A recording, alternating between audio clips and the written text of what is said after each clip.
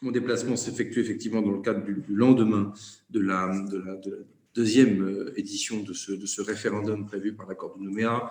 Ça m'a donné effectivement l'occasion de repasser du temps avec l'ensemble des acteurs politiques du dossier, mais aussi le monde économique, le monde coutumier, le monde social, enfin, de faire un long moment évidemment d'écoute, mais enfin pas que.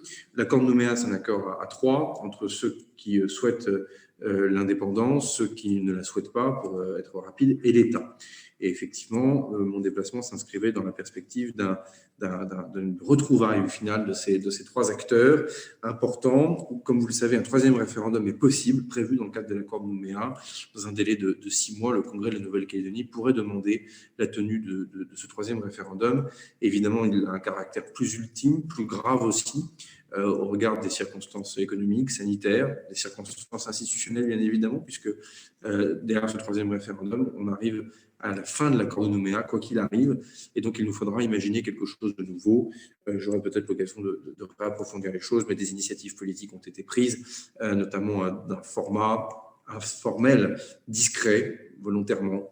Je pense que dans l'histoire des accords de Matignon-Linot de 88 ou de Nouméa 98, beaucoup de choses se sont faites en chambre, dans le cadre évidemment d'une transparence avec le Parlement. C'est aussi pour cela qu'avec la présidente de la commission des lois et le président Jacob, j'ai répondu aux questions de la mission d'information qui a été constituée par l'Assemblée nationale sur ce sujet il y a maintenant quelques jours. On va continuer de poursuivre ce dialogue pendant les 6 mois, 5 mois maintenant qui nous restent, avant évidemment la demande éventuelle de ce nouveau référendum, pour tenter d'éclairer ce que veut dire le oui, ce que veut dire le non. Qu'est-ce qu'être français en 2020? C'est quoi la relation avec la France et la Nouvelle-Calédonie à l'avenir, dans les deux perspectives du oui comme du non? Quelles seront également la définition de ce qu'est la souveraineté en 2020, ce qu'est aussi la notion d'indépendance? Évidemment, ce sont des termes qui puisent leurs sources dans des processus de décolonisation anciens, dont évidemment l'initiative revient beaucoup à la génération des décideurs des années 1980.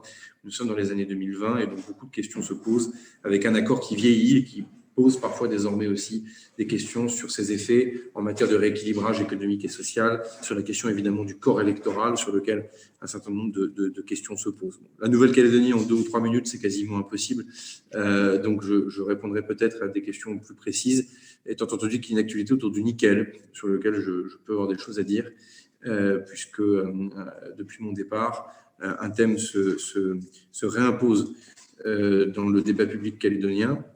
Il en a été pratiquement peu question pendant mes 3 semaines de présence sur le Caillou. Il faut que je le quitte pour que ce sujet réapparaisse plus ou moins brutalement dans les espaces publics comme dans le débat public, mais peut-être que le député du Noyer voudra y revenir, donc je reconsacrerai un peu de temps à la question calédonienne, qui doit intéresser l'ensemble des parlementaires ultramarins.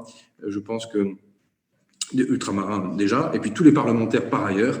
Je vois Didier Quentin, mais je voulais d'abord avoir un mot pour les parlementaires ultramarins, parce qu'on aurait tort de considérer que la Calédonie est un dossier à part. Ça pose la question de la présence de la France dans le Pacifique, donc ça intéresse très directement les parlementaires de Wallis et Futuna ou de Polynésie française. Et puis bien sûr, c'est un dossier institutionnel qui mobilise du temps et de l'énergie, y compris pour votre serviteur, et donc il fait partie de ce paysage-là. Et au-delà des parlementaires ultramarins, des parlementaires évidemment sont de bons connaisseurs de cette question, et j'aurais besoin d'eux, puisque certaines questions évidemment ayant trait notamment à la citoyenneté, à la nationalité, en bref, autant de sujets sur lesquels le Parlement, quoi qu'il arrive, quelles qu'en soient les circonstances, quelle que soit l'issue du oui ou du non, quelle que soit la tournure que le troisième référendum pourrait prendre, comme vous le savez, la Constitution a largement été adaptée à la Nouvelle-Calédonie au fil du temps. La loi, singulièrement par des lois organiques importantes aussi, ça veut dire que le Parlement a tout intérêt à s'intéresser à l'avenir de la Nouvelle-Calédonie, quelles qu'en soient les circonstances, quels que soient les rapports de force, quelles que soient les actualités, quelles que soient les circonstances, car beaucoup de choses sont à la main du législateur, tant dans les lois de finances que dans les lois plus institutionnelles. Donc je trouve ça bien de parler de Nouvelle-Calédonie. En tout cas, l'autre jour, la mission d'information s'est réunie et je trouve que nous avons un échange franc et utile.